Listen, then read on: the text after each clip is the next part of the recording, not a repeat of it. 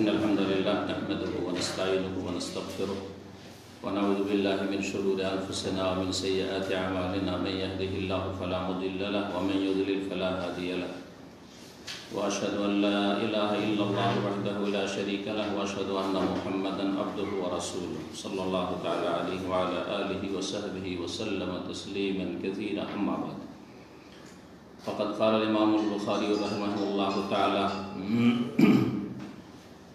باب لا يتوضأ من الشك حتى يستيقنه قال حدثنا علي قال حدثنا سفيان قال حدثنا الزهري عن سعيد بن المسيب عن عباد بن تميم عن عمه أنه شكا إلى رسول الله صلى الله عليه وسلم الرجل الذي يخيل إليه أنه يجد الشيء في الصلاة فقال لا ينفتل أو لا ينصرف حتى يسمع صوتا أو يجد ريحا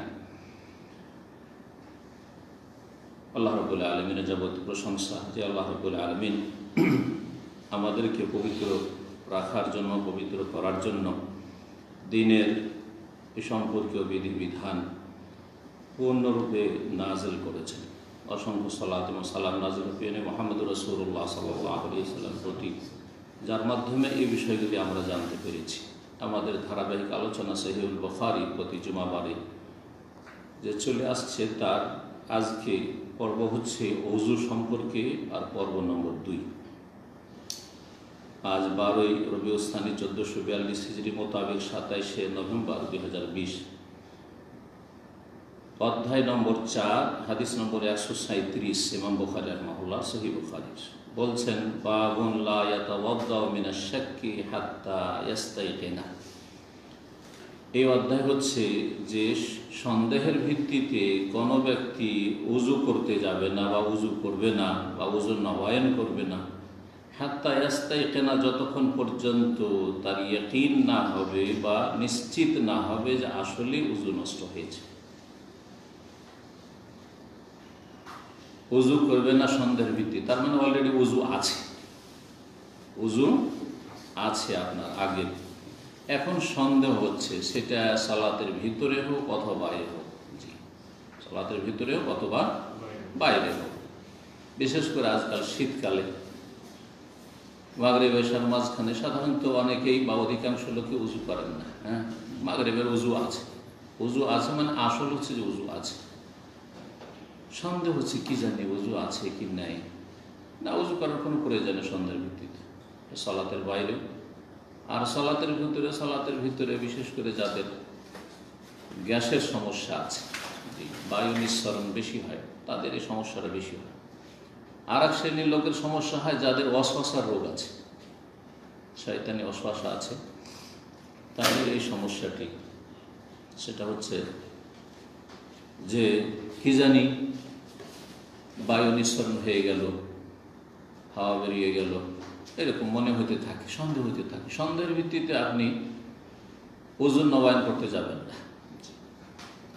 তাই বলছেন লা ইয়াতাওয়াদ্দাউ মিনাশ শাক, একজন মুসলিম ব্যক্তি যার ইবাদত বন্দেগীর পূর্বে ওযুর প্রয়োজন, ওযুর শর্ত, সে সন্দেহের ভিত্তিতে ওযু করতে যাবে না। আসল হচ্ছে ওযু আছে। হাত্তা ইয়াস্তাইকিনা, যতক্ষণ পর্যন্ত সে নিশ্চিত না হবে যে ওযু ভঙ্গ হয়ে গেছে। নিশ্চিত কেমন করে হইতে হবে? যে সব ইয়াকিন হওয়ার দিকগুলি রয়েছে, দুটো দিক এই হাদিস উল্লেখ করা হয়েছে। হাদিস প্রখ্যাত তাবেঈ এবং সাইয়্যিদুত তাবেঈন, তাবেঈদের মধ্যে সবচেয়ে শ্রেষ্ঠ তাবেঈ হচ্ছেন সাঈদ ইবনে মুসাইয়্যিব রাহমাতুল্লাহ আলাইহি। তিনি অসংখ্য সাহাবায়ে কেরাম থেকে হাদিস বর্ণনা করেছেন এবং তার থেকে অনেক তাবেঈনগণ হাদিস বর্ণনা করেছেন। তিনি অনেক সাহাবায়ে কেরামদের ছাত্র। তাবেঈ বিভিন্ন স্তর রয়েছে, 3 ভাগে ভাগ করা যেতে পারে। কিবারুত তাবেঈন যারা অনেক সাহাবায়ে কেরাম থেকে হাদিস বর্ণনা করেছেন, আওসাতুত তাবেঈন যারা বেশ কিছু সাহাবায়ে কেরাম থেকে হাদিস বর্ণনা করেছেন এবং পেয়েছেন, দেখা সাক্ষাৎ পেয়েছেন। আর সিগারুত তাবেঈন, ছোট তাবেঈ যারা হয়তো একজন অথবা 2জন কোনো সাহাবীর সাথে সাক্ষাৎ করেছে, দেখা সাক্ষাৎ হয়েছে। তো এই 3 স্তর রয়েছে। সাইয়্যিদুত তাবেঈন সাঈদ ইবনে মুসাইয়্যিব রাহমাতুল্লাহ আলাইহি অনেক পরহেজগার ব্যক্তি ছিলেন। তিনি বলছেন যে 40 বছর ধরে আমি ফরজ সালাতে কোনো মুসল্লির ঘাড় দেখিনি, পেছন দিন দেখিনি। আল্লাহ, তাহলে চিন্তা করুন, এইরকম যদি মুসল্লি হতে হয় তো আপনাকে আজানের আগেই মসজিদে থাকতে হবে, তাও সেই জমানে। আজকালও তো আজানের আগে যদি না যান তো আপনি প্রথম কাতারে জায়গা পান না। অনেক মসজিদে আমাদের এখানে দেখতে পাচ্ছি যে আজানের আগে আগে আপনাকে যেতে হয়, তাহলে প্রথম কাতারে জায়গা পাবেন না। তাহলে সেই যুগে, যেই যুগে কম্পিটিশন চলতো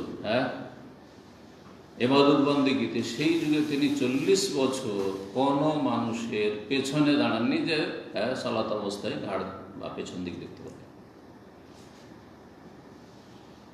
তিনি বর্ণনা করছেন সাহাবী আব্বাদ ইবনে তামিম থেকে, আব্বাদ ইবনে তামিম বর্ণনা করছেন তার চাচা থেকে রাদিয়াল্লাহু আনহু আজমাইন আন্নাহু শাকা ইলা রাসূলিল্লাহ সাল্লাল্লাহু আলাইহি ওয়াসাল্লাম, তিনি অভিযোগ করলেন রাসূলুল্লাহ সাল্লাল্লাহু আলাইহি ওয়াসাল্লামের কাছে এই বিষয়টি। আর রাজুল, যে কোনো ব্যক্তি, সে তার সমস্যা হতে পারে অথবা অন্য কারো সমস্যা হতে পারে। আর রাজুল ইউখাইয়ালু ইলাইহি আন্নাহু ইয়াজিদু শাইআ ফিস সালাতি, একজন ব্যক্তি যার ধারণা হচ্ছে, ইউখাইয়ালু এখান থেকে খেয়াল করেছেন কি, আমরা বাংলায় বলি কিন্তু এটি আরবি শব্দ, যে আরবি শব্দ খেয়াল শব্দ, আরবি থেকে উর্দুতে মেরে খেয়াল মে বলছে না, হ্যাঁ আমার খেয়ালে আছে, কথাটি আরবি শব্দ কিন্তু এখান থেকে ইউখাইয়ালু ইলাইহি, তার ধারণা হচ্ছে, খেয়াল হচ্ছে, সন্দেহ হচ্ছে, আন্নাহু ইয়াজিদু শাইআ ফিস সালাত, সালাত অবস্থায় এমন কিছু অনুভব করছে। ওয়াজাদা ইয়াজিদু মানে পাওয়া হয়, আবার ওয়াজাদা ইয়াজিদু মানে অনুভব করা হয়। পাওয়াটা আপনার অনুভূত পাওয়া হচ্ছে যে কিছু পেলেন, টাকা পেলাম, অনুভূত দেখতে পাচ্ছেন, মাহসুস জিনিস। আর একটা হচ্ছে মনে মনে কোনো কিছু অনুভব করা, মনে মনে পেলাম এটি। এই জন্য ওয়াজাদার দুটো আরবিতে অর্থ। ওয়াজাদতু ফি নাফসি, কারো যদি আচরণে কষ্ট পান, আনা ওয়াজাদতু ফি নাফসি, হ্যাঁ, কারো উপর রাগ করা, ওয়াজাদতু আলাইহি, আমি তার উপর রাগ করেছি, মানে কষ্ট পেয়েছি তার আচরণ, সেজন্য আমি রাগ করেছি। এই শব্দগুলি আরবির। তাহলে একটা শব্দ একাধিক অর্থ হইতে পারে আরবিতে। জি, আন্নাহু ইয়াজিদু শাইআ ফিস সালাত, সালাতে সে কোনো কিছু অনুভব করছে, তার মানে তাকে লাগছে যে হাওয়া খারিজ হয়ে গেল, ওযু নষ্ট হয়ে গেল, এরকমটা মনে হচ্ছে। তাহলে কি করবে ওই লোকটি? সালাতটা পুরা করবে নাকি সালাত ছেড়ে দিয়ে যাবে ওযু করতে? এটা হচ্ছে প্রশ্ন। বলছেন ফাকালা সাল্লাল্লাহু আলাইহি ওয়াসাল্লাম বলছেন, লা ইয়ানফাতিলু, ফিরবে না।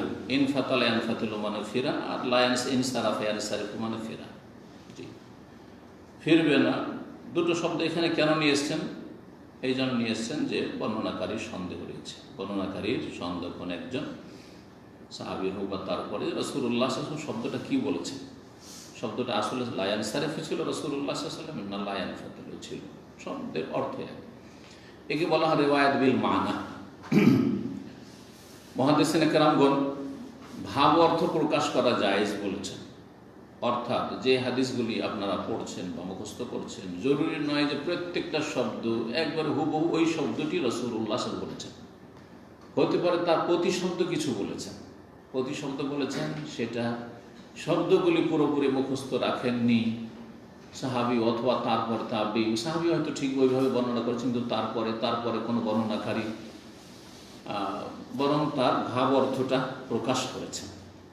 যেমন আমরা করে থাকি, কারো কথা নকল করতে গিয়ে হুবহু যেই শব্দগুলি, ধরেন একটা আমি ফতোয়া বললাম, হুবহু ওই শব্দগুলি আপনি না বলে আপনি নিজের ভাষাতে নকল করছেন, ভাষার পার্থক্য হয়ে যায় না?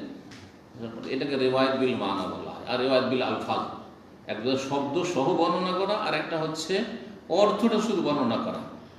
অর্থ যে ব্যক্তি বর্ণনা করবে তার জন্য শর্ত হচ্ছে, এই শর্ত ছাড়া বর্ণনা করা জায়েজ না, যে সেই ব্যক্তি বিষয়টিকে ভালো করে বুঝবে, আর বুঝার পরে পুরো বিষয়টা যেইভাবে বোঝাতে চেয়েছেন উনি সেইভাবে প্রকাশ করবে।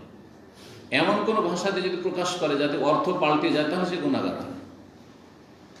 ফতোয়ার ক্ষেত্রে আপনি ফতোয়া দিতে গিয়ে আমার ফতোয়া নকল করতে গিয়ে, ফতোয়া দেওয়া তো জায়েজ না জনগণের জন্য, কিন্তু ফতোয়া নকল করতে গিয়ে যদি এমন একটা ভাষা ব্যবহার করে যেটাতে অর্থ পাল্টে যায়, তাহলে আপনি গুনাহগার হবেন না? ঠিক কিনা? জি। কোনো অনেক আগে 2000 সালের কাছাকাছি 2002 সাল এইরকম সময়গুলোতে কোনো সময় একজন কেউ বাংলাদেশ থেকে আমাকে জিজ্ঞাসা করেছে, আমি বলেছি যে গণতন্ত্রের রাজনীতি করা যাবে না। গণতন্ত্রের রাজনীতি করা মানে গণতান্ত্রিক দল যতগুলি আছে সেই ইসলামের লেবেল লাগান অথবা ইসলাম ছাড়া জায়েজ না। ও তখন এক পত্রিকা, মনে হয় মাসিক মদিনায় ছিল, পত্রিকাটা কিন্তু আমার নজরে পড়ে এসছে। বলছে দাম্মামে একজন শেখ আছেন, উনি বলছেন যে রাজনীতি করা যায় না। আমি উত্তরটা কি দিয়েছিলাম, আর ও বুঝলো কি ভুল বুঝলো। ভুল বোঝার কারণে জিজ্ঞাসা করলো ভুল প্রশ্ন। দেখুন ভুল যেমন প্রশ্ন করলে তেমন উত্তর আসবে কিনা। ইসলামের রাজনীতি আছে, কিন্তু গণতন্ত্রের রাজনীতি কুফরি রাজনীতি। রাজনীতি জনগণ আর মাদ্রাসা স্কুলের ছাত্ররা কলেজের ছাত্ররা করবে কি জন্য? ওর কিসের রাষ্ট্রীয় ক্ষমতার সাথে কি সম্পর্ক তাদের? রাষ্ট্রীয় ক্ষমতাতে যারা আছে তাদেরকে রাজনীতি জানতে হবে যে আমি দেশটা কি করে চালাবো। যেমন রমজান আসছে, আমাকে রমজানের সিয়াম পালন করতে, তখন না রমজানের মশলা জানতে হবে। আমার কাছে পয়সা আছে, এই বছর হজে যেতে হবে, সুতরাং হজের মশলা জানা ফরজ। কথাগুলি ভালো করে বুঝে। কিন্তু একটা লোক গরিব, একেবারে গরিব, ওর হজের প্রশ্নে উঠে না যে হজে যাবে, আর কেউ ওকে হজও করাচ্ছে না। ও জানছে না যে আমাকে পয়সা দিয়ে হজ করাবে, তাহলে তার জন্য হজের মশলা জানা জরুরি? জরুরি না। তার জন্য মশলা সারা জীবন যদি হজের মশাইল না জানে কোনো অসুবিধা নেই, মুস্তাহাব তার জন্য। হ্যাঁ, যদি তালেবে এলেম হয়, আলেম হয়, তাহলে তাকে জানতে হবে, কারণ তাকে অন্যকে শিখাইতে হবে। গরিব যদি আলেম হয় তবুও তাকে শিখতে হবে এই জন্য যে অন্যকে হজের তরিকা শিখাইতে হবে। নিজে বেচারা হয়তো যেতে পারছে না, বুঝতে পারছেন না। তো রিওয়ায়াত বিল মানা বোঝাচ্ছিলাম যে যদি কথাটি আপনি ভাব প্রকাশ করতে গিয়ে ভুল করে দেন গুনাহগার আপনি, এই জন্য শর্ত। হ্যাঁ, যদি অর্থ পাল্টে না যায় তো রিওয়ায়াত বিল মানা জায়েজ মুহাদ্দিসিন কেরামদের কাছে। তো যখন বর্ণনাকারী সন্দেহ হয় যে শব্দটা কি ছিল, লায়ান ফাতে ছিল, লায়ান ফাতেলো ছিল, লায়ান সারেফও ছিল, তখন দুটো শব্দ উল্লেখ করে দিয়েছেন। জানি না বর্ণনাকারী হয়তো এরকম বলেছেন অথবা এরকম বলেছেন। লায়ান ফাতেলো অতক্ষণ ফিরবে না, ও লায়ান সারেফও অতক্ষণ ফিরবে, হাত্তা ইয়াসমা সাউতান আও ইয়াজিদা রিহান, যতক্ষণ পর্যন্ত কোনো শব্দ আওয়াজ না শুনতে পাবে, আও ইয়াজিদা রিহান, বা কোনো গন্ধ না পাবে। কারণ বায়ু নিঃসরণ হলে নিশ্চিত হওয়ার একটি উপায় হচ্ছে যে শব্দ পাওয়া গেছে সশব্দে বায়ু নির্গত হয়েছে, আর আরেকটি হচ্ছে যে গন্ধ পাওয়া গেছে। গন্ধ পাওয়া গেছে যাদের নাড়ি কষা, পায়খানা ক্লিয়ার হয় না, আওয়াজ হয় না, কিন্তু গন্ধ মানে বৃষ্টি গন্ধ হয়, তো এটা দিয়ে নিশ্চিত হওয়া যায়। এই দুটো নিশ্চিত হওয়ার দিক উল্লেখ করা হয়েছে। এর মানে কিন্তু এই নয় যে এছাড়াও যদি কারো গন্ধ হচ্ছে না, হয়তো বাথরুম ক্লিয়ার হয়েছে, তারপরে যদি বায়ু নির্গত হয় তাহলে গন্ধ হবে না, কারণ তার পেট ক্লিয়ার হয়ে আছে, আওয়াজও হইল না, কিন্তু সে নিশ্চিত যে হাওয়া বের হইল, বায়ু নির্গত হইল, তাহলে তার ওযু নষ্ট হবে না? অবশ্যই হবে। এটাকে বলা হচ্ছে ইস্তেমবাত, ফিকহি ইস্তেমবাত। আপনাকে এখানে এই হুবহু এই দুটো কথা ধরে রাখলে হবে না। এই দুটো কথা বলে কি বোঝাতে চেয়েছেন রাসূলুল্লাহ, যেটা বোঝাতে চেয়েছেন সেটা হচ্ছে ইয়াকিন। যে ইয়াকিন হওয়ার একটা তরিকা হচ্ছে আওয়াজ শুনতে পেয়েছে বায়ুর, আরেকটা হচ্ছে গন্ধ পেয়েছে, আরেকটা হচ্ছে যে আওয়াজও হইল না আর গন্ধ হলো না, কিন্তু একবার পুরোপুরি আপনার ইয়াকিন হচ্ছে। পুরোপুরি মানে 80 থেকে 90% হইলেও সেটা মানে 50-50 নয়, শাক কাকে বলা হয় তাহলে বুঝতে হবে হাদিস কি আছে। সন্দেহের ভিত্তিতে আপনি ফিরবেন না। সন্দেহ কাকে বলা হয়? মাঝামাঝি 50-50-তে আছেন, মনে হচ্ছে যে আমার হাওয়া খারিজ হয়ে গেল, বেরিয়ে গেল, আবার হচ্ছে না হয়নি, আধা দিতে আছে, অথবা 50-60-এর ভিতরে আছে। যখন 60 থেকে 70 চলে যাবেন তখন এটা জান্নে গালেব বলা হয়। এটাকে একটা ধারণা হচ্ছে কিন্তু নিশ্চিত হতে পারছি না। আর ভ্রম, আর একটা শব্দ আছে ওয়াহাম, ভ্রম, এগুলি কিন্তু সন্দেহের বিভিন্ন স্তর রয়েছে। ওয়াহাম 10% মাত্র, 20% মাত্র মনে হচ্ছে, তাহলে এটা সন্দেহ না, ভ্রম হচ্ছে আপনার। তো ভ্রমেরও পরোয়া করতে হবে না, সন্দেহেরও পরোয়া করতে হবে না। যখন আপনার মোটামুটি ইয়াকিন হতে যাচ্ছে 80 থেকে 90% কমপক্ষে, তাহলে জানতে হবে যে আপনার ওযু নষ্ট হয়েছে। তো এখানে ইয়াকিন উদ্দেশ্য দেখেন, ইমাম বুখারী রাহিমাহুল্লাহ কত বড় ফাকিহ ছিলেন, ফাকিহও ছিলেন, মুহাদ্দিসও ছিলেন। তাহলে হাদিসে আসলো শব্দের কথা আর গন্ধের কথা, কিন্তু তিনি অধ্যায় নিয়েছেন হাত্তা ইয়াস্তা, এখানে ইয়াকিন হওয়া পর্যন্ত বললেন না, ওই যে হাদিসে যে শব্দটা এসেছে। তাহলে যারা ইমাম বুখারী রাহিমাহুল্লাহর বিদ্বেষী আর মযহাবী মুকাল্লিদগুলো ইমাম বুখারী রাহমাতুল্লাহ আলাইহির সাথে চরম বিদ্বেষ রাখে, যার ফলে তারা ইমাম বুখারী রাহিমাহুল্লাহকে বলে যে তিনি আতর বিক্রেতা। যেমন বর্তমান যুগের একজন এখন জামাতি চাচা, সে বলেছে আল্লামা আলবানী হচ্ছে আতর বিক্রেতার মতো, আতর বিক্রেতা। তার মানে তিনি কি ছিলেন না? তিনি ফকিহ ছিলেন না, তিনি মুহাদ্দিস ছিলেন।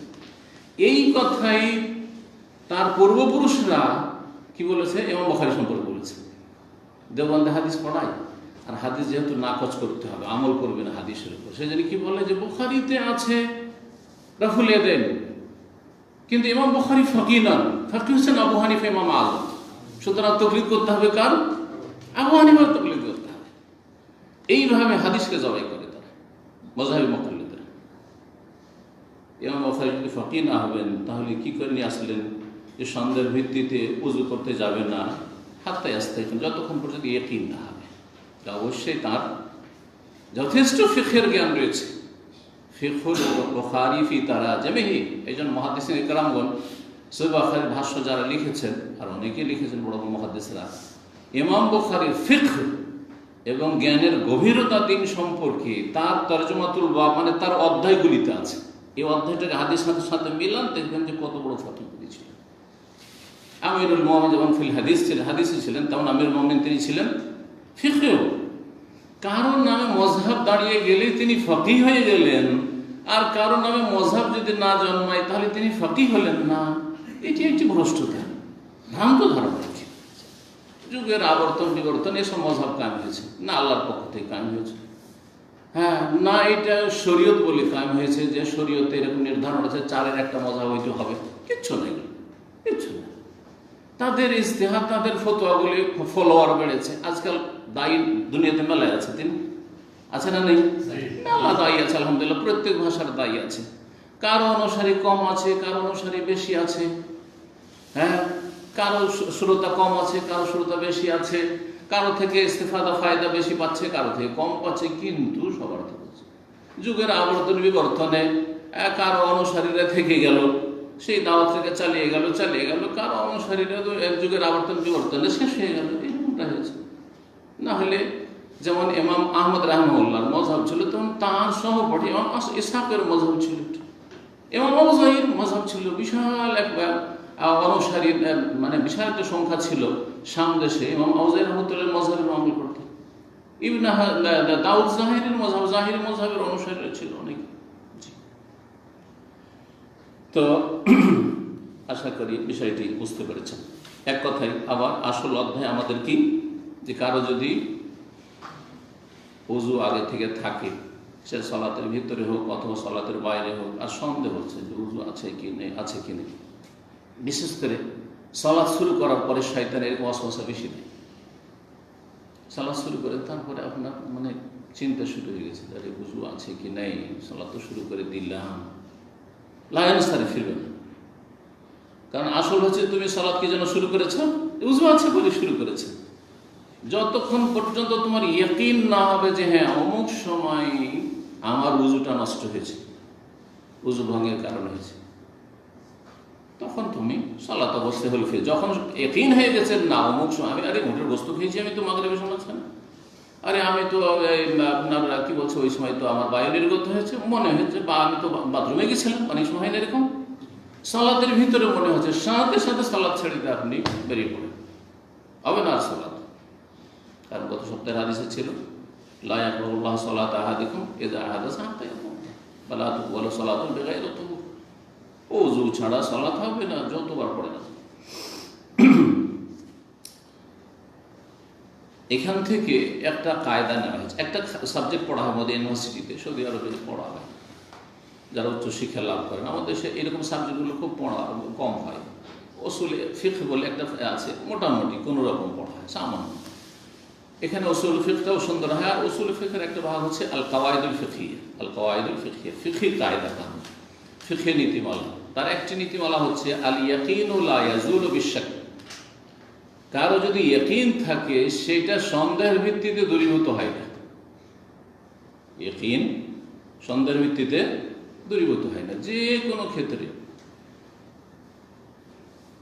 আসল ইয়াকিন হচ্ছে একজন বিবাহিত মানুষের যে এটা আমার স্ত্রী, ঠিক আছে না, আমার স্ত্রী, কবুল করেছি, আমরা সংসার করেছি, আমার স্ত্রী। তার মানে সন্দেহ হচ্ছে যে আমি কি ওকে তালাক দিয়েছি নাকি। আর এরকম রোগে অনেক অস্বস্থ রোগে ভোগে অনেকে আছে, তালাক দিয়েছি নাকি। এরকম একবার তালাকের কথা মনে করছিলাম, একজন লোক ফ্রান্স থেকে আমাকে পেরেশান করে ফেলেছে। আর এই 50 বার টেলিফোন করছে, ওকে বলে দিয়েছি সন্দেহের ভিতর হবে। আবার কিছুদিন পরে নাম্বার চেঞ্জ করে আবার টেলিফোন করছে, আওয়াজে বুঝে যাচ্ছে ওই লোকই, ওই মাসলা আবার জিজ্ঞাসা করছে কি যে অস্বস্থার উপর তালাকের অস্বস্থ। আমার তালাক হয়নি বলছে, তারপরে সন্দেহ হচ্ছে কি জানি আমি একবার মুখে মনে মনে এখানে নিয়ে এসেছিলাম, মুখে উচ্চারণ করলাম কি না, মনে হচ্ছে করলাম কি করলাম। ইয়াকিন লা ইয়াজুলু বিশ-শাক, ইয়াকিন যেটা দৃঢ় প্রত্যয় সেটা সন্দেহের ভিত্তিতে নষ্ট হয় না বা দূরীভূত হয় না। যদি প্রথম ইয়াকিন থাকে যে উযু নেই আর সন্দেহ হচ্ছে উযু করেছি নাকি মাঝখানে, তাহলে কোনটা ঠিক? উযু নেই, কারণ আসল হচ্ছে উযু নেই, কথা বোঝা গেছে।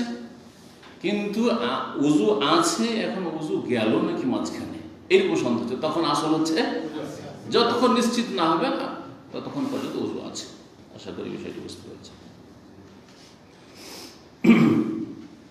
5 নম্বর অধ্যায় বলছেন বাবু তাখফীফ ফিল উযু। এই অধ্যায় হচ্ছে হালকা উযু করা সম্পর্কে। তাখফীফ, খাফফাফা ইউখাফফিফ মানে হালকা করা, উযুতে হালকা করা মানে হালকাভাবে উযু করা জায়েজ আছে। মানে হালকা উযু বলতে কি বুঝায় দেখি আপনাদের চিন্তায় চেতন না। হালকা করে উযু করলাম আমি, এর মানে কি হতে পারে একজন বলেন তো দেখি। একজন একবার আর কিছু ভালো হলো, আরো তো নূর হইল তো উযু আছে তারপরে উযু করলেন, ভালো বুঝতে হবে। হালকা করে উযু করলাম, আর কিছু হতে পারে যেটা বলেছি ওইটা বাদ দিয়ে একবার করে উযু করা। গত সপ্তাহে বলেছি একবার ফরজ, 2 বার ভালো, আর 3 বার আরো ভালো।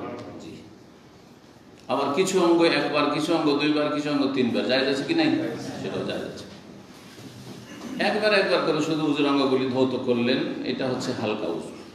আর একটা হালকা উযু হচ্ছে যে শুধু পানি বহিয়ে দিলেন, ঘষাঘষি করলেন, শুধু পানি বহিয়ে দিলেন। অনেকে করেন না, নলে পানি পড়ছে তাই আর শুধু ধৈর্য আছে এরকম করে উযু হয়ে গেল, ব্যাস উঠে গেল উযু করে, এটা হালকা উযু, ঘষা দিলেন।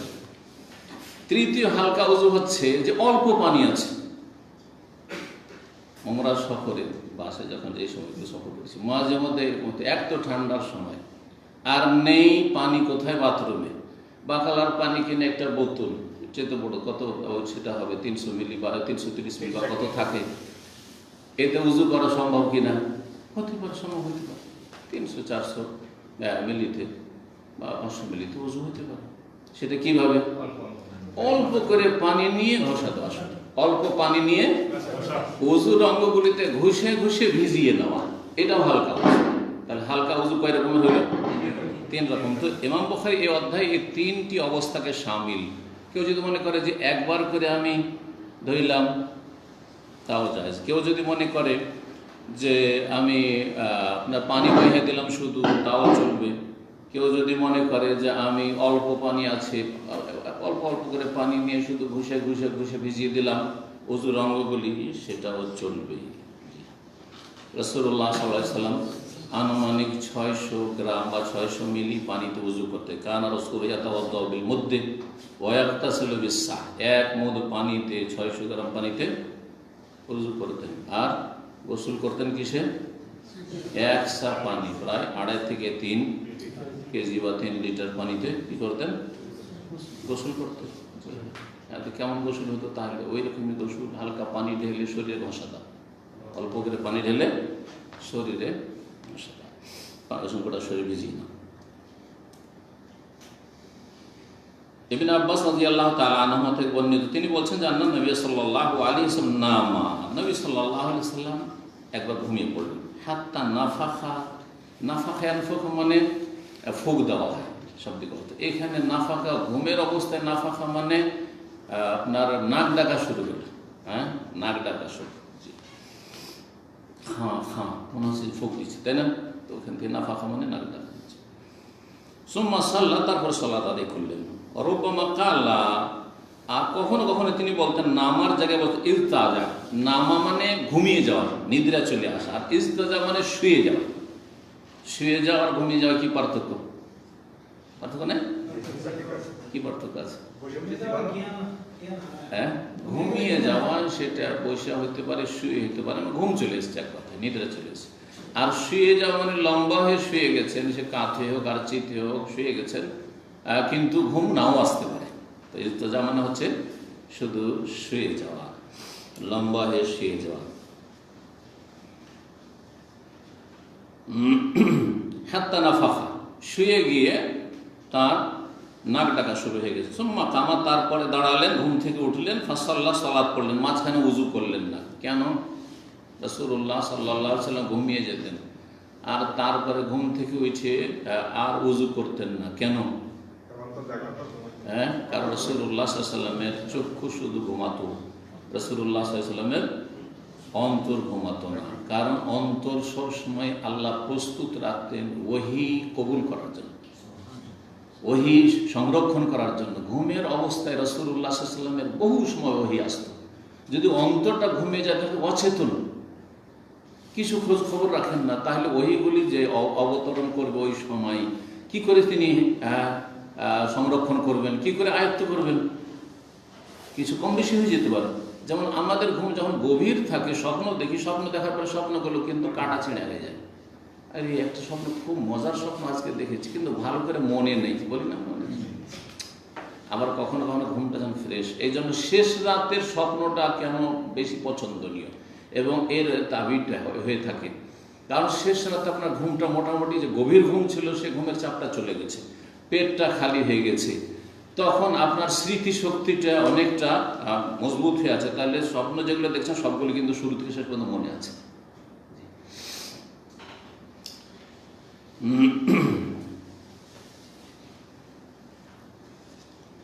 রাসূলুল্লাহ সাল্লাল্লাহু আলাইহি ওয়াসাল্লাম ওযু করতেন না, এটা অধিকাংশ সময়, কারণ যে তিনি বুঝতে পারছেন যে আমার উযু ভঙ্গের কোনো কারণ দেখা যায় না। ঘুমের অবস্থায় সাধারণত উযু ভঙ্গের কারণ হচ্ছে বায়ুনির্গত, সেটা হয়নি, সুতরাং উযু করেন। কিন্তু কখনো কখনো করেছেন। আমরা বুঝতে পারবো ঘুম আসলে যে উযু ভঙ্গ হয়েছে কি হয়নি, বায়ুনির্গত হয়েছে কি হয়নি, না বুঝার কোনো উপায় নেই। গভীর ঘুম, বিশেষ করে হালকা ঘুম, এই জন্য তন্দ্রা, ঝিমানো, হালকা হালকা ঘুম, আশেপাশে কি হচ্ছে টের পাচ্ছি, এইরকম অবস্থাতে নিদ্রা বা ঘুম কিন্তু উযু ভঙ্গের কারণ না। এখান থেকে একটি কথা শুনেন ভালো করে, যেটা অনেকে জানেন না, যে নিদ্রা হিসাবে উযু ভঙ্গকারী নয়। এটা হাদিসের আলোকে বলছি। আমরা তো জানি যে নিদ্রা হচ্ছে কি উযু ভঙ্গের কারণ। শুধু নিদ্রা উযু ভঙ্গের কারণ নয়, নিদ্রা উযু ভঙ্গ হওয়ার সম্ভাবনা, যার ফলে সেটা কারণ হিসেবে ধরা হয়েছে। কথা বুঝতে পারলেন? কারণ যখন নিদ্রা চলে এসছে, বায়ু নির্গত এর মধ্যে হতেও পারে, আবার নাও হইতে পারে। যখন আমি নিশ্চিত না বায়ু নির্গত হয়েছে কি হয়নি, সুতরাং ধরে নিতে হবে যে এটা হচ্ছে মাজিন্নাতুন লিল নাওয়াকিদিল উযু, মাজিন্নাতুন লিল হাদাস, উযু ভঙ্গের সম্ভাবনা এখানে রয়েছে। সুতরাং ধরে নিতে হবে যে গভীর নিদ্রা, তার মানে উযু ভঙ্গ হয়ে গেছে। আপনি উযু করে এসেন, আপনি উযু করে এসেন।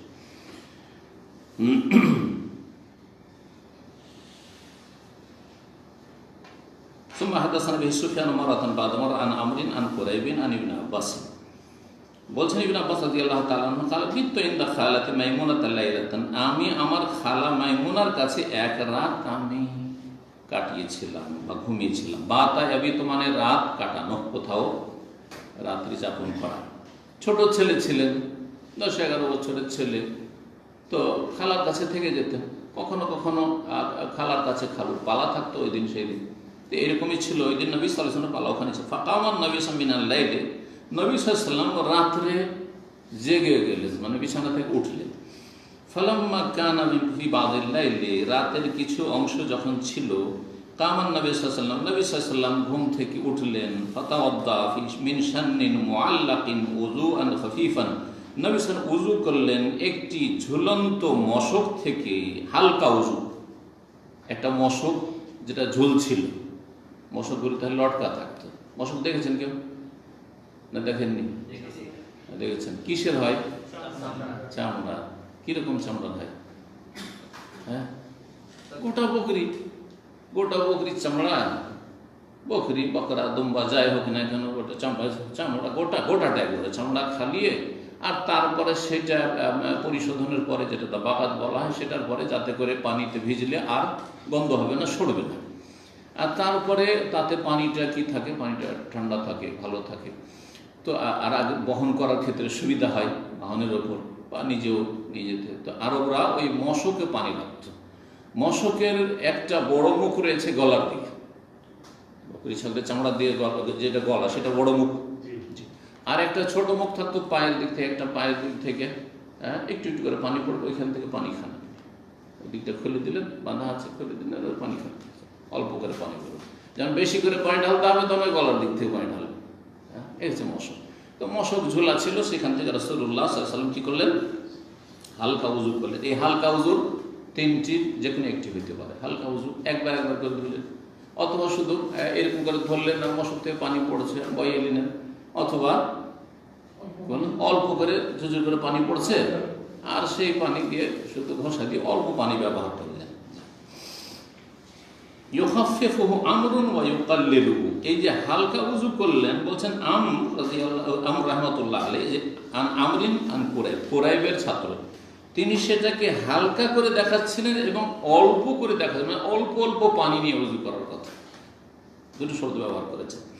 ওয়াকামা ইউসাল্লি, তারপরে দাঁড়িয়ে গেলেন সালাতে, তাহাজ্জুদের সালাতে। ফাতাওয়াদ্দাতু, আমি উযু করলাম, নাহওয়া মিম্মা তাওয়াদ্দা, যেমন করে রাসূলুল্লাহ উযু করলেন। ছোট বাচ্চারা কিন্তু বড়দেরকে কি করে? ফলো করে, অনুসরণ করে। হ্যাঁ, নবী সাল্লাল্লাহু আলাইহি ওয়াসাল্লাম উযু করতে দেখেছি, বাচ্চা ছেলে উঠে আর সে ওইভাবে উযু করে নিয়ে সুম্মা জিয়েতু, তারপরে এলাম ফাকুমতা ইয়াসারিহি, বাম দিকে দাঁড়িয়ে গেলাম। হাদিস, এটা খুব প্রসিদ্ধ হাদিস, যে নবী সাল্লাল্লাহু আলাইহি ওয়াসাল্লামের তাহাজ্জুদে উনি বাম দিকে দাঁড়িয়ে গেছিলেন। আর উমর ক্বালা সুফিয়ান আন শিমালিহি, ইয়াসার বলেছেন বা শিমাল বলেছেন, দুটোর মানে একই। ইয়াসার মানে হচ্ছে ইয়ামিন, ইয়াসার, আর ইয়ামিন শিমাল, জাত আল ইয়ামিন ও জাত আশ শিমাল। ফাহাওয়ালানি, আমাকে ফিরিয়ে দিন, ফাজআলানি আন ইয়ামিনি, ডান দিকে করে দিন, কানটা ধরে, কানটা ধরে পিছন দিক থেকে কি করেছিলেন? ডান দিকে করে দিয়েছিলেন, ডান দিকে করে দিয়েছিলেন, বাম দিক থেকে। সুম্মা সাল্লা, মাশাআল্লাহ, যতটা আল্লাহ চাইলেন সালাত আদায় করলেন। কত পড়েছেন সেদিন বর্ণনা করেননি, তবে নবী সাল্লাল্লাহু আলাইহি ওয়াসাল্লাম অভ্যাস ছিল 11 রাকাতের বেশি পড়তেন না, দীর্ঘায়িত করে পড়তেন, লম্বা সালাত পড়তেন। কখনো কম পড়তেন, 9 পড়তেন, সর্বনিম্ন 7ও পড়তেন। সুম্মা জিতাজা, তারপরে শুয়ে গেলেন। ফানামা হাত্তা নাফাখা, তারপরে ঘুমিয়ে গেলেন, এমনকি নাক ডাকতে শুরু করলেন। সুম্মা আতাহুল মোনাদি, তাহলে নাক ডাকা হতে পারে। নাক ডাকা, সাধারণ নাক ডাকা যদি হয় হালকা, তাহলে এটা কোনো রোগের কারণে না, এমনি হইতে পারে। রাসূলুল্লাহ সাল্লাল্লাহু আলাইহি ওয়াসাল্লামের ঘুমের সময় নাক ডাকতেন। কিন্তু এমন নাক ডাকা যে একবারে ঘর বাজছে আর ঘরে কোনো কেউ ঘুমাতে পারছেন না, এইটা অন্যের জন্য কষ্টদায়ক। অনেক মহিলারা পেরেশান, স্বামীকে নিজে কি করবে, স্বামীর সাথে ঘুমাইতে পারেন না, ভয়ে ঘুমাইতে পারেন না, আর এমনি ঘুম আসে না, অন্য রুমে ঘুমায়, এইরকম অবস্থা আছে অনেক জায়গায়, খবর আছে। আল্লাহ, তখন চিকিৎসা করা উচিত, যদি কোনো চিকিৎসার ব্যবস্থা থাকে।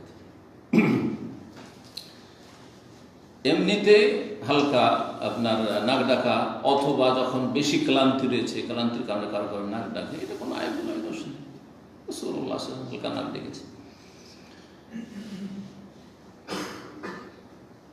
বলছেন সুম্মা আতাহুল মুনাদি, রাসূলুল্লাহ সাল্লাল্লাহু আলাইহি ওয়াসাল্লাম তাহাজ্জুদ পড়ে তাহলে ঘুমিয়ে যেতে। তাহাজ্জুদ পড়ে কিছুক্ষণ ঘুমিয়ে যাওয়া, এটা উত্তম। একবারে তাহাজ্জুদ পড়তে পড়তে ফজরের আযান না করে দিয়ে জায়েজ, অসুবিধা নেই, কিন্তু তার চেয়ে উত্তম হচ্ছে যেমন দাউদ আলাইহিস সালাম করতেন। কি করতেন? সালাত পড়ার পরে ফজর আগে ওয়ায়ানামু সুদুসা, রাত্রের 6 ভাগের 1 ভাগ করেন আপনি, মাগরিব থেকে শুরু করে ফজর আযান পর্যন্ত 6 ভাগের 1 ভাগ সুদুস, এই সময়টা আবার ঘুমিয়ে নিতেন ফজর আগে খান। হতে হবে কি, ফজরের সময় আপনি অ্যাক্টিভ, ক্লান্তি নেই। আজকাল তো যারাও তাহাজ্জুদ পড়েছে জিজ্ঞাসা করেন ভালো করে, বা কাছে থেকে আধা ঘন্টা না তো এরকম তাহাজ্জুদের ক্লান্তি কি আসবে? কিন্তু যদি কেউ 2 ঘন্টা 3 ঘন্টা তাহাজ্জুদ পড়ে, 4 ঘন্টা তাহাজ্জুদ পড়ে, কারণ নবী সাল্লাল্লাহু আলাইহি ওয়াসাল্লামের তাহাজ্জুদের কোয়ালিটি কয় রকম বর্ণনা করা হয়েছে কে জানে? রাসূল সাল্লাল্লাহু আলাইহি ওয়াসাল্লামের তাহাজ্জুদ কত রকমের ছিল? হ্যাঁ, সময়ের দিক থেকে, কোয়ালিটির দিক থেকে 3 প্রকার ছিল। সূরাতুল মুজাম্মিল পড়ে, ইন্না রাব্বাকা ইয়ালামু আন্নাকা তাকুমু আদনা মিন সুলুসাইল লাইলি ওয়া নিসফাহু ওয়া সুলুসাহু। হয় সুলুসাইল লাইল 2/3 অংশ, 3 ভাগ করে 2 ভাগ। সুবহানাল্লাহ, চিন্তা করেন। মাগরিব আজকাল 5টার আগে, 5:45 থেকে ধরে ফজরের আজান 4:45। হ্যাঁ, তাহলে আপনি এই 5টা থেকে 5টা, এদিকে 5টা করে থাকবে, ওইদিকে যেহেতু 4:45, তো 5টা থেকে 5টা কয় ঘন্টা? 12 ঘন্টা রাত আজকাল। 12 ঘন্টা রাতকে 3 ভাগ করে 2 ভাগ যদি করেন তো কত হবে? 8 ঘন্টা। হ্যাঁ, 4 4 8 3 4 12, 8 ঘন্টা। 8 ঘন্টা তাহলে তাহাজ্জুদ রাসূলুল্লাহ কখনো কখনো, আবার কখনো কখনো নিঃস্ব অর্ধেক, তাহলে 6 ঘন্টা। আবার কখনো কখনো 3 ভাগের 1 ভাগ, 4 ঘন্টা, কমপক্ষে 4 ঘন্টা। তখন ক্লান্তি আসবে। বরং আজকালকার মানুষ যদি 2 ঘন্টা পড়ে তাতে ক্লান্তি চলে আসবে, ঘুম চাচ্ছে বা ক্লান্ত, তাহলে তার আগে ফজর আগেখানে যদি শুয়ে যান, একটু ঘুমিয়ে নেন, শরীরটা আরাম পেয়ে গেল। কিন্তু শর্ত হচ্ছে যে ফজরে জাগানোর ব্যবস্থা থাকবে। হয় আপনাকে কোনো ব্যক্তি জাগাবে, আমার স্ত্রী আছে হয়তো, অথবা আপনজন কেউ আছে দরদি মানুষ, অথবা আপনার অ্যালার্ম জাগাবার জেগে যেতে পারবেন। কিন্তু যার আশঙ্কা আছে যে আমি যদি তাহাজ্জুদ পড়ে শুয়ে যাই তাহলে আর ফজরে উঠতে পারবো না, তাহলে তার জন্য এইরকম তাহাজ্জুদ পড়া গুনার কাজ। তাহাজ্জুদ পড়ে ঘুমাইলেন, গুনার কাজ করলেন আপনি, কারণ আগে ফরজ আদায় করতে হবে। আপনি তাহাজ্জুদ নাও পড়তেন আর এশা পড়েছেন জামাতে আর ফজর জামাতে, তাহলে ফাকান্নামা কামাল লাইলা কুল্লা, সারা রাত আপনি কিয়ামের সওয়াব পেয়েছেন। সারা রাত কিয়ামে তাহাজ্জুদের সওয়াব পেয়েছেন মানে এই নয় যে আর একটা লোক তাহাজ্জুদ পড়লে ওইটা ওর সমান সওয়াব পেয়ে গেলেন। আবার এটাও ভাবতেন না, অনেকে এরকম মনে করে যে এত সস্তা ফজিলত। ভাই, যেই লোক যতটা মেহনত করবে সে অনুযায়ী না, নফলের ক্ষেত্রে যেই মানুষ যতটা মেহনত করবে, যতটা কষ্ট করবে, সে অনুযায়ী তার সওয়াব হবে। কিন্তু আপনি ফজিলত পেয়ে যাবেন। আগে আপনি গুরুত্ব দেন ফরজের, ফরজ যেন মিস না হয়। নফল করতে গিয়ে আপনার ফরজ যেন ত্রুটিপূর্ণ না হয়, আল্লাহ জানে। বলছেন যে সুম্মা আতাহুল মুনাদি, তারপরে তার কাছে একজন ঘোষক আসলো বা আহ্বায়ক আসলো, ডাকতেন। নবী সাল্লাল্লাহু আলাইহি ওয়াসাল্লামকে আজান পরে ডাক দিতে আসতেন। বেলাল রাদিয়াল্লাহু তাআলা যেহেতু আজান দিতেন, অথবা কেউ বলতেন যে আসসালাত ইয়া রাসূলুল্লাহ, কারণ রাসূলুল্লাহ সাল্লাল্লাহু আলাইহি ওয়াসাল্লাম কক্ষ তো মসজিদের সাথেই, মসজিদের সাথে সাথে একটা পর্দা লটকানো আছে, তো ওইখানে একটু ডাক দিলে তো শুনতে পাচ্ছেন। আর কক্ষে শুয়ে আছে নবী সাল্লাল্লাহু আলাইহি ওয়াসাল্লাম। বিবিগণের কক্ষগুলি কিন্তু লাইন ধরে সারিবদ্ধ, যেদিকে মহিলা শেষে সেদিকে মা আয়েশা রাদিয়াল্লাহু তাআলার যে কক্ষ, যেখানে নবী সাল্লাল্লাহু আলাইহি ওয়াসাল্লাম কবর রয়েছে, সেখান থেকে শুরু করে তার পেছন দিকে আপনি চলে যান, 9টা সারিভাবে 9টা কক্ষ ছিল, ছোট্ট একটা করে ঘর, ছোট্ট ঘর, আর তার সাথে একটি ছোট্ট উঠান আর ঘের, এইরকম বাড়ি ছিল। কত সাদা সিধা জিন্দেগি ছিল, কিন্তু কত সুখের জীবন ছিল, আলহামদুলিল্লাহ। ফাআযানাহু বিস-সালাত, তাকে জ্ঞাত করলেন। আযানা ইউযানা, ইযানান বাবে ফাল মানে হচ্ছে জ্ঞাত করা, জি, অবগত করা। বিস-সালাত, সালাত সম্পর্কে, যে ইয়া রাসূলুল্লাহ এখন ইকামতের সময় হতে যাচ্ছে। ফাকামা মা'আহু ইলা-সালাত, তার সাথে সালাতের উদ্দেশ্যে দাঁড়িয়ে ফাসাল্লা, সালাত আদায় করে, ওয়ালাম ইয়াতাওয়াদ্দা, ওযু করলেন না। কারণ রাসূলুল্লাহ সাল্লাল্লাহু আলাইহি ওয়াসাল্লাম অন্তর জাগ্রত থাকতো, তিনি বুঝতে পারতেন যে আমার ওযু ভঙ্গের কোনো কারণ হয়নি, জানতে পারছি। পক্ষান্তরে আমি আপনি যেহেতু জানতে পারি না ঘুম আসলে, সুতরাং ধরে নেব যে আমাদের ঘুম এসে গেছে, ভালো মতো ঘুম চলে এসছে, তার মানে আমাদের ওযু ভঙ্গ হয়েছে। কিন্তু সাধারণত বসে বসে কেউ ঝিমাচ্ছে তো টের পাচ্ছে, হাওয়া খারিজ হলে সাধারণত টের পাবে। কিন্তু বসে বসে যদি গভীর ঘুম হয়ে যায় তাতেও কিন্তু ওযু ভঙ্গ হয়ে যাবে, সেটাও ওযু ভঙ্গ মনে করতে হবে। অনেকের ধারণা যে বসে বসে ঘুমাইলে ওযু ভঙ্গ হয় না, আর শুয়ে ঘুমিয়ে গেলে ওযু ভঙ্গ হয়, এটাও কথা বল, কিন্তু সূক্ষ্ম কথা না। শুয়ে শুয়ে লম্বা হয়ে যদি হালকা ঘুম থাকে, সব টের পাচ্ছেন, তাহলে ওযু ভঙ্গের কারণ নয়। আর বসে বসেও যদি গভীর ঘুম হয়ে যায় তাতে ওযু ভঙ্গ হয়ে যাবে, কারণ আপনি জানছেন না যে কি হলো। ফাকামা মা'আহু ইলা-সালাত, তার সাথে সালাত আদায়, ফাসাল্লা, সালাত আদায়, ওয়ালাম ইয়াতাওয়াদ্দা। কুলনা লিআমরিন, আমরকে বলে ইন্না নাসান ইয়াকুলুনা, কিছু লোকেরা বলে যে ইন্না রাসূলুল্লাহ সাল্লাল্লাহু আলাইহি ওয়াসাল্লাম তানামু আইনুহু ওয়া লা ইয়ানামু কলবুহু, রাসূলুল্লাহ সাল্লাল্লাহু আলাইহি ওয়াসাল্লামের চক্ষু ঘুমাতো কিন্তু তার হৃদয় ঘুমাতো না। লোকেরা বলে কথাটি কি ঠিক? কাল আমরুন সামিতু উবাইদ বিন উমাইর, আমি উবাইদ বিন উমাইর কাছে ইয়াকুল রুয়াল আম্বিয়া ওয়াহিয়ুন, নবীগণের স্বপ্ন হচ্ছে ওহী। যখন স্বপ্ন ওহী আর ঘুমের অবস্থায় যদি অন্তর জাগ্রত না থাকে, তাহলে এই স্বপ্ন যোগে যে ওহীটা হচ্ছে, এই ওহীটাকে কি করে সুরক্ষিত করবেন, কি করে আয়ত্ত রাখবেন? সেই জন্য তাদের অন্তর সবসময় জেগে থাকবে। জাগ্রত অবস্থায় যেমন সজাগ অন্তর, আমরা এখন বুঝতে পারছি, সব কিছু টের পাচ্ছি, কোথায় কি হচ্ছে না হচ্ছে আশেপাশে ডানে বামে, ঠিক তেমনি রাসূলুল্লাহ ঘুমের অবস্থায় হয়েছে, ঘুমের অবস্থায়। এটিও রাসূলুল্লাহ মুজিজা। মুজিজা কাকে বলে?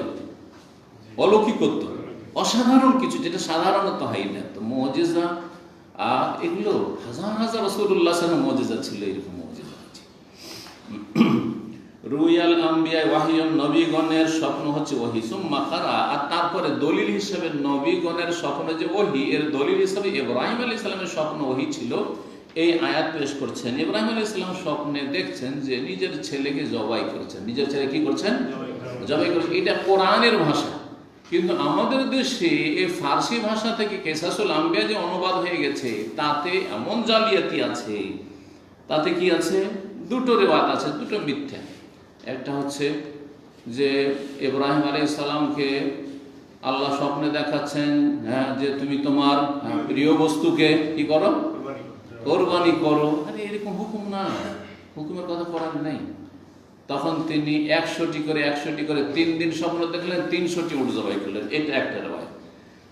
আর একটি রেওয়ায়াত হচ্ছে জাল রেওয়ায়াত, সেটা তো রয়েছে প্রতিদিন 200 করে 600 তিনি কোরবানি করলেন। সব জাল কথা, এরকমটা নয়। বরং তাকে স্বপ্নে দেখানো হয়েছিল যে তিনি দেখছেন যে আমার ছেলেকে জবাই করছে। আরে ছেলেকে জবাই করছে কেন? আমি তো এইরকম স্বপ্ন দেখতে পারি না যে শয়তান আমাকে এরকম কিছু দেখাবে। তাহলে এটা আল্লাহর পক্ষ থেকে। তাহলে যখন স্বপ্নে আমি দেখছি, এই কাজটি আমাকে কি করতে হবে? করতে হবে। সেটা 3 দিন ধরে পরপর দেখেছিলেন কিনা আল্লাহ তাআলা, সেটা হতে পারে। কিন্তু তিনি এইভাবে 100টি করে করলেন বা 200 করে করলেন, আর তোমার প্রিয় বস্তুকে কোরবানি করো, এইটা ঠিক না। ইন্নী আরাফিল মানাম, আমি স্বপ্নে দেখছি যে আন্নী আযবাহুকা, বাবা তোমাকে আমি জবাই করছি। যেন ছেলেকে সম্বোধন করে বলছেন, ইয়া বুনাইয়া ইন্নী আরাফিল মানাম আন্নী আযবাহুকা ফানজুর মাযা তারা। সুতরাং তুমি চিন্তা করে বলো, মাযা তারা, তোমার মতামত কি, তুমি কি বলো, করতে পারি? কারণ আমার স্বপ্ন তো আর কোনো শয়তানি স্বপ্ন না, আল্লাহ। এই আয়াত সূরা সাফাত আয়াত নম্বর 102। এই আয়াত নিয়ে এসে কি বোঝাতে চাইছেন? যে ইব্রাহিম আলাইহিস সালামের স্বপ্নে যেমন ওহী ছিল, ঠিক তেমনই রাসূলুল্লাহ সাল্লাল্লাহু আলাইহি ওয়াসাল্লামের কাছে স্বপ্নযোগে ওহী আসতো। যে ওহী আসার বেশ কয়েকটি ধরন রয়েছে। ওহীর সূচনা যে বদুল ওহী, তাতে আমরা আলোচনা করি বিস্তারিত। তার একটি ছিল যে স্বপ্নযোগে রাসূলুল্লাহ সাল্লাল্লাহু আলাইহি ওয়াসাল্লামের কাছে ওহী আসতো, এই জন্য অন্তর জাগ্রত থাকতো। 6 নম্বর অধ্যায় বাবু ইসবাগিল ওযু। এই অধ্যায় হচ্ছে ওযু পরিপূর্ণ করা, পরিপূর্ণরূপে বা পূর্ণরূপে ওযু করা। আসবাগা ইউসবিগু, আসবাগা আলাইকুম নি'মাহু যাহিরাতান ওয়া বাতিনা, সূরা ইব্রাহিমে রয়েছে।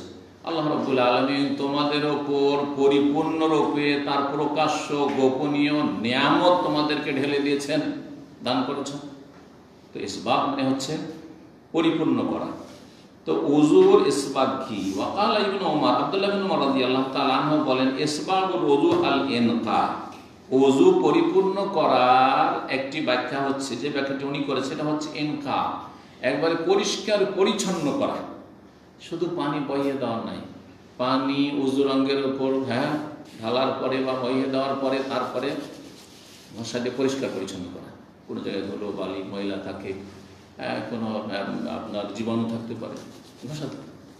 এই বৈশিষ্ট্য উম্মত ইসলামিয়া, মুসলিম উম্মাহ 5 বার করে দিনে অঙ্গ প্রত্যঙ্গগুলিকে কত সুন্দর করে ধৌত করে, যার ফলে একজন উযু করা মানুষ অনেক বালা মুসিবত থেকে সুরক্ষিত থাকে। সেজদাদেরকে হাত মুখ ধুইতে হয় না। কিন্তু কাফের বেনামাজি যদিও একবার ধয় ঘুম থেকে উঠে, ওই একবার ঘুমালে ঘুম থেকে উঠে, তো সেজে গিয়ে মুখটা একটু চোখে মুখে পানি দিল, ব্যাস, তাদের নোংরামির শেষ নেই, অপরিষ্কার তারা থাকে। পরিষ্কার তো একজন দিনদার মুসলিম থাকে, ধার্মিক আল্লাহর মুসলিম থাকে।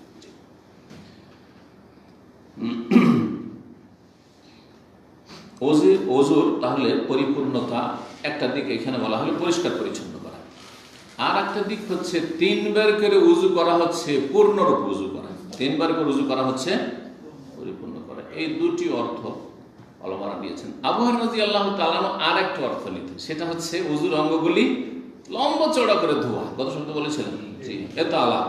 তিনি বলতেন না যে হাদিসটা আসছে যে কিয়ামতের দিনে এই উম্মতকে ডাকা হবে এবং চেনা যাবে কি দেখে, গোর্রাম মুহাজ্জালিন মিন আসারের 5টা অঙ্গ যে চমকিবে, তো আমি লম্বা করে চমকাবো। তো তিনি একবার বগল পর্যন্ত ধুইতেন, পা একবার হাঁটু পর্যন্ত ধুইতেন। ফামান ইসতাতা মিনকুম ইউতিলা উররাতাহু ফালিয়াফআল, তিনি এই কথাটি বলতেন রাসূলুল্লাহ এই হাদিস বর্ণনা করার পরে। তো এটাও তার কাছে এই ব্যাখ্যা, কিন্তু এই ব্যাখ্যা অন্যান্য উলামায়ে কেরামরা যেহেতু গ্রহণ করেননি, কারণ সেটি তার ব্যক্তিগত ইজতিহাদ বা মত ছিল।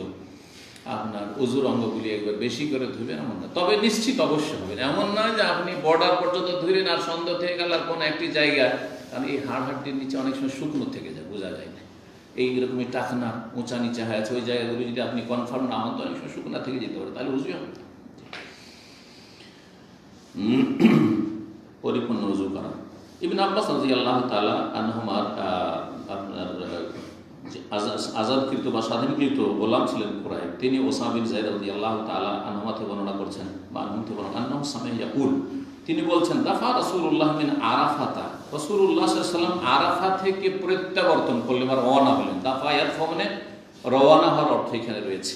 দাফা মানে পুশ করা, ধাক্কা দেওয়া হয়। জি, দাফা দেফা মানে ডিফেন্স করা, প্রতিরক্ষা করা হয়। ইন্নাল্লাহা ইউদাফিউ আনিল্লাযিনা আমানু। আরাফা থেকে প্রত্যাবর্তন করলেন বা রওনা হলেন। হাত্তা ইযা কানা বিশেবে, এমন সময় একটি পাহাড়ি ঘাঁটিতে পৌঁছিলেন। শেব বলা হয় 2 দিক থেকে পাহাড় চিপা হয়ে চলে সংকীর্ণ রাস্তা, পাহাড়ি ঘাঁটিতে আসলেন। নাযালা অবতরণ করলেন, ফাবালা তারপরে পেশাব করলেন, হ্যাঁ, সুম্মা তাওয়াদ্দা তারপরে উযু করলেন, ওয়ালাম ইউসবিগুল উযুয়া কিন্তু পরিপূর্ণরূপে উযু করলেন না, পরিপূর্ণরূপে উযু করলেন, হালকা উযু করলেন। তার মানে 3 বার করে করলেন না, ধরে নেন, অথবা শুধু পানি হালকা বহিয়ে দিলেন আর উজুর অঙ্গগুলি ভিজিয়ে দিলেন, উজু হয়ে গেছে, ঘষাঘষি বেশি করে ওইভাবে উজু করলেন না, উজু যথেষ্ট হয়ে গেছে। ফাকুলতু, তখন আমি বললাম যে উজু যখন করলেন রাসূলুল্লাহ সাল্লাল্লাহু আলাইহি ওয়াসাল্লাম, আর বেরিয়েছেন কোন সময়? আরাফা থেকে কখন বের হইতে হয় হাজী সাহেবরা? মাগরিবে সূর্য ডুবার পর বের হইতে হয়, কিন্তু মাগরিবটা ওখানে পড়তে হবে না। যোহর আসর ওখানে জমা করেছেন, জমা তাকদিম, আর মাগরিব এসা জমা করবেন জামা তাখির, বিলম্ব করে জমা কোথায়? মুজদালিফায়। তাহলে মাগরিবটা আছে, মাথার উপর আছে, আর সময় চলে যাচ্ছে। তো সাহাবী স্মরণ করাচ্ছেন, আসসালাতু ইয়া রাসূলুল্লাহ, আসসালাতু ইয়া রাসূলুল্লাহ, হে আল্লাহর রাসূল সাল্লাল্লাহু আলাইহি ওয়াসাল্লাম, সালাত আদায় করি, মাগরিব পড়ি। ফাকালা, বলেন আসসালাতু আমামাক, সালাত সামনে গিয়ে, তোমার সামনে, মানে সামনে গিয়ে সালাত পড়বে। ফারাকিবা, তারপরে বাহনে চাপলেন। ফালাম্মা জাআল মুজদালিফা, যখন মুজদালিফায় আগমন করলেন, নাযালা নামলেন, ফাতাওয়াদ্দা উযু করলেন, ফাআসবাগাল উযু, এখানে পরিপূর্ণ উযু করলেন, পরিপূর্ণ উযু করলেন।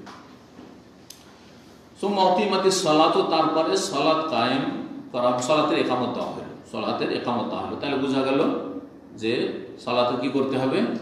ইকামত দিতে হবে। বিলম্বে সালাত পড়লে ইকামত দিতে হবে। তরিকা কি? একটা আযান আর 2 ইকামত, 1 আযান 2 ইকামত। যোহরে 1 আযান 2 ইকামত, যোহর আসরে আরাফায়, আর মুজদালিফায় মাগরিব এশার জন্য 1 আযান 2 ইকামত। সালাতের ইকামত দেওয়া হলো। ফাসাল্লাল মাগরিব, মাগরিবের সালাত আদায় করল। সুম্মা আনাসা কুল্লু ইনসানিন বাঈদাহু ফি মানজিলিহি, অতঃপর প্রত্যেক ব্যক্তি নিজ নিজ উটকে নিজের বাসস্থানে, যেখানে অবতরণ করেছে, অবতরণ স্থলে বসিয়ে দিলেন। উট এসে বাহনকে তখন বসিয়ে দিলেন, যেখানে যেখানে যার জায়গা হলো যে এখানে আমি রাত কাটাবো, ওখানে নিজের উটকে বসিয়ে দিলেন। সুম্মা এখানে নিয়ে এসছেন, তার মানে মাগরিব পড়ার পরে করলেন, হয়তো এটাও হইতে পারে। তার মানে মাগরিব আর এশার মাঝখানে জমা, মানে এই নয় যে সাথে সাথে একদম জমা হইতে হবে, 5 সেকেন্ড 10 সেকেন্ড অথবা 2 মিনিট বিলম্ব করা যাবে না, ওর মধ্যে প্রয়োজনে কোনো কাজ করা যেতে পারে, এটা আমরা বুঝতে পারলাম। আবার এটাও হতে পারে যে এখানে সুম্মা বলতে ওটা বোঝানো হয়নি যে আগে এসে উটকে বসিয়ে দিয়েছে না, তারপরে তখন মাগরিব এশা একসাথে জমা করেছে, সেটা হতে পারে। সুম্মা উকিমাতিল এশা, কিন্তু এখানে স্পষ্ট সুম্মা সুম্মা দিয়ে বারবার আসছে, তার মানে মাগরিব পড়ার পরে উটগুলিকে বসিয়ে দিলেন। নিজের নিজের জায়গায়। তারপর মকিমাতিল এশা, তারপর এশার ইকামত দেওয়া হলো। ফাসাল্লাহ, সালাত আদায় করলেন। ওয়ালাম ইউসাল্লি বাইনাহুমা, এই দুই সালাতের মাঝে অন্য কোনো সুন্নত নফল সালাত আদায় করলেন। মাগরিবের সুন্নতে রাতে বা আদায় করলেন না, এশার পরেও সুন্নত রাতে বা আদায় করেননি। বেতর আদায় করেছেন কি করেননি, হাও কোনো হাদিসে আসেনি, নাও কোনো হাদিসে আসেনি। এই মুজদালিফা একটা জায়গা। বাকি সফরে যত সফর করেছে রাসূলুল্লাহ সাল্লাল্লাহু আলাইহি ওয়াসাল্লাম দুটো সুন্নাতে মুআক্কাদা কখনো ছাড়েননি সালাতের। কি ফজর দুইটা সুন্নাত ছাড়তেন না, আর বেতর ছাড়তেন না, বেতর ছাড়তেন না। কিন্তু একমাত্র মুজদালিফায় কোনো দলিল পাওয়া যায় না যে তিনি সেই রাতে বেতর পড়েছেন কি না। সুতরাং কেউ যদি সেই রাতে বেতর পড়ে নেয় তাও জায়েজ, আর কেউ যদি সেই রাতে বেতর না পড়ে শুধু 3 রাকাত মাগরিব পড়লো আর 2 রাকাত এশা পড়লো, সেটাও জায়েজ। আল্লাহু তাআলা।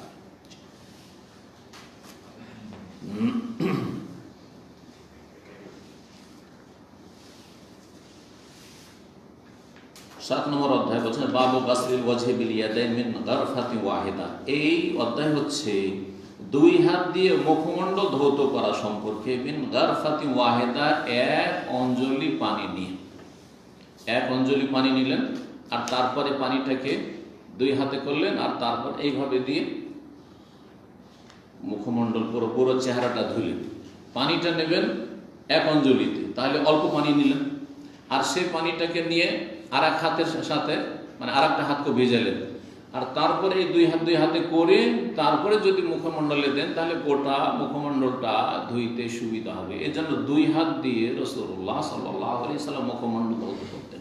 পক্ষান্তরে 1 হাতে নিলেন, 1 অঞ্জলি পানি নিলেন, এটা তো সুন্নাত, ঠিক আছে।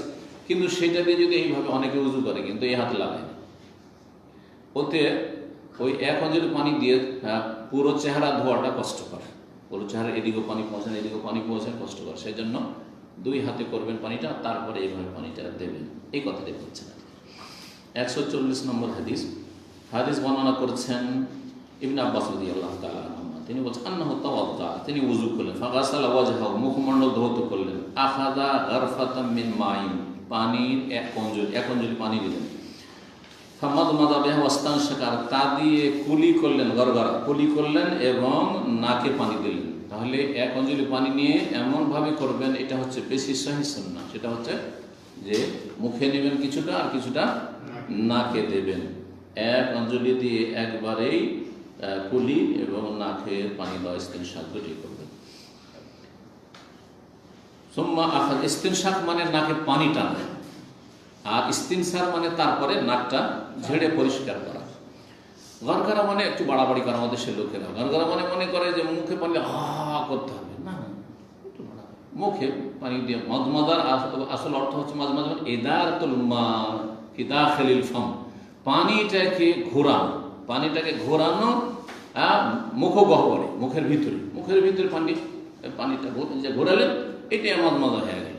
এটা করতে হবে, ওপর দিকে তাকাতে হবে, জরুরি বাড়াবাড়ি। সুম্মা আখাযা গারফাতাম মিন মা, তারপরে 1 অঞ্জলি পানি নিলেন। ফাজাআলা বিহা হাকাযা আদাফাহা ইলা ইয়াদিহিল উখরা, তারপরে সেই পানিটা 1 অঞ্জলি পানিটা এইরকম করলেন, মানে এইরকম পানিটা নিয়ে এইরকম করলেন করে আদাফাহা ইলা ইয়াদিহিল, সেটাকে আরেক হাতের সাথে মিলালেন। হ্যাঁ, এইভাবে দুটোতে অর্ধেক পানি, 1 অঞ্জলি পানি দুটোতে করলেন। করার পরে 2 হাতে যখন পানিটা আসলো, তারপরে করলেন কি ফাগাসালা বিহি ওয়াজহাহু, তা দিয়ে মুখমণ্ডল ধৌত করলেন এইভাবে। তাহলে পুরো চেহারা অল্প পানি দিয়ে ধোয়া সম্ভব হবে। সুম্মা আখাযা গারফাতাম মিন মা, তারপরে 1 অঞ্জলি পানি নিলেন। ফাগাসালা বিহি ইয়াদাহুল ইউমনা, তা দিয়ে ডান হাত নিয়ে করে পুরো ডান হাত ধুলেন।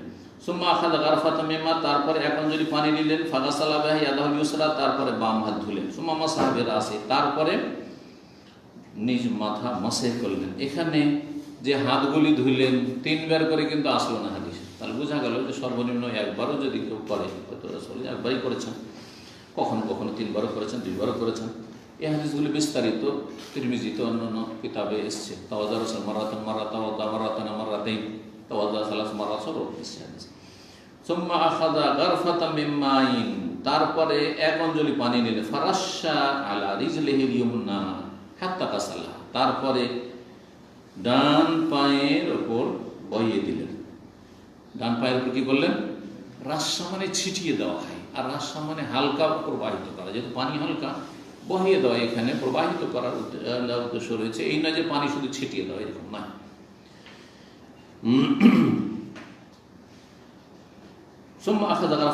তারপরে এক অঞ্জলি পানি নিলেন, আর এক অঞ্জলি ফাগাসালা বিহা রিজলাহু ইয়ানিল ইউসরা, তারপরে তার পা ধুইলেন, মানে ডান পা তো ধোয়া হয়ে গেছে। ইয়ানিল ইউসরা অর্থাৎ, ইয়ানি মানে অর্থাৎ, ইয়ানি মানে অর্থাৎ, এই কথাটি উর্দুতে ব্যবহার করে ইয়ানি, জি, কিন্তু শব্দটি আরবি। ইয়ানিল ইউসরা বাম পা ধুইলেন। সুম্মা কালা, তারপরে বললেন হাকাযা রাআইতু রাসূলুল্লাহ সাল্লাল্লাহু আলাইহি ওয়া সাল্লাম, এইভাবে রাসূলুল্লাহ সাল্লাল্লাহু আলাইহি সাল্লামকে আমি ওযু করতে দেখেছি। এইভাবে রাসূলুল্লাহ সাল্লাল্লাহু আলাইহি ওয়াসাল্লাম আমি ওযু করতে দেখেছি। রাসূলুল্লাহ সাল্লাল্লাহু আলাইহি ওয়াসাল্লামের ওযু এরকম ছিল। সংক্ষেপে আশা করি ওযুর নিয়ম জানতে পেরেছেন। এখন ওযুতে থাকলো তাসমিয়া, বিসমিল্লাহ বলা। বলছেন 8 নম্বর অধ্যায়, বাবু তাসমি ইনদা কুল্লি হালিন ওয়া ইনদাল ওয়াকাই। এই অধ্যায় হচ্ছে যে বিসমিল্লাহ বলতে হবে প্রত্যেক অবস্থায়, প্রত্যেক ভালো অবস্থায় বিসমিল্লাহ বলা। যে কোনো কাজ করছেন বিসমিল্লাহ বলবেন। ওয়া ইনদাল ওয়াকাই, আর বিশেষ করে সহবাসের সময়, এমনকি সহবাসের সময়, সহবাসের সময় যখন বিসমিল্লাহ বলা আছে, তাহলে অন্যান্য যে সময়গুলি রয়েছে, অন্যান্য কাজগুলি রয়েছে, সেগুলিতেও বিসমিল্লাহ বলা হচ্ছে আপনার সুন্নাত বা মুস্তাহাব। তো ইমাম বুখারী রাহিমাহুল্লাহ এই অধ্যায় নিয়েছেন, কারণ বিসমিল্লাহ, যে ওযুর আগে বিসমিল্লাহ বলার হাদিসগুলি ইমাম বুখারী রাহমাতুল্লাহ আলাইহির শর্ত সাপেক্ষ না, কারণ তার শর্ত তো অত্যন্ত শক্ত, যার ফলে তার শর্তে না পড়ায় দূর থেকে বিষয়টিকে টেনে নিয়ে এসেছেন যে বিসমিল্লাহ ওযুর আগে বলা স্বীকৃত এবং শরীয়ত সম্মত। লা ওযু লিমান লাম ইয়াযকুর ইসমাল্লাহ আলাইহি, ওযু হয় না যে ব্যক্তি আল্লাহর নাম নাই না। এখন এই বিষয়ে ইখতিলাফ ফুকাহাদের, যে বিসমিল্লাহ বলা ওযুর আগে সুন্নাত না ওয়াজিব। এই ক্ষেত্রে সঠিক মত হচ্ছে যে ভুলে গেলে মাফ, কিন্তু যদি স্মরণ থাকে তো ওয়াজিব, স্মরণ থাকলে ওয়াজিব। মনে আছে আর পড়বেন না, এমনটা করবেন না। আর কেউ বলেছেন না, সর্ব অবস্থাটি বিসমিল্লাহ বলা সুন্নাত, বিসমিল্লাহ না বললেও ওযু হবে না, কথা নয়। তো প্রত্যেক অবস্থায় বিসমিল্লাহ বলা, তার মধ্যে একটি অবস্থা হচ্ছে কি ওযু, ওযুর সময় বিসমিল্লাহ বলে ওযু শুরু করা। ইবনে আব্বাস রাদিয়াল্লাহু তাআলা আনহু থেকে বর্ণিত, তিনি ইয়াবলুগু বিহিন নবী সাল্লাল্লাহু আলাইহি ওয়াসাল্লাম, তিনি নবী সাল্লাল্লাহু আলাইহি ওয়াসাল্লাম পর্যন্ত হাদিসটি পৌঁছাচ্ছেন, মানে মারফু। ইয়ারফাউ যেমন অন্য রিওয়ায়াতে থাকে রাফাহু বা ইয়ারফাউ ইলা নবী সাল্লাল্লাহু আলাইহি ওয়াসাল্লাম, হাদিসটিকে মারফু বর্ণনা করেছেন। এটা হচ্ছে ইয়াবলুগু, হাদিসটি তিনি বর্ণনা করেছেন কার থেকে? নবী করিম সাল্লাল্লাহু আলাইহি ওয়াসাল্লাম থেকে। কালা, নবী সাল্লাল্লাহু বলেন, লাউ আন্না আহাদাকুম ইযা আতা আহলাহু, তোমাদের কোনো ব্যক্তি যদি নিজ পরিবারের কাছে আগমন করে,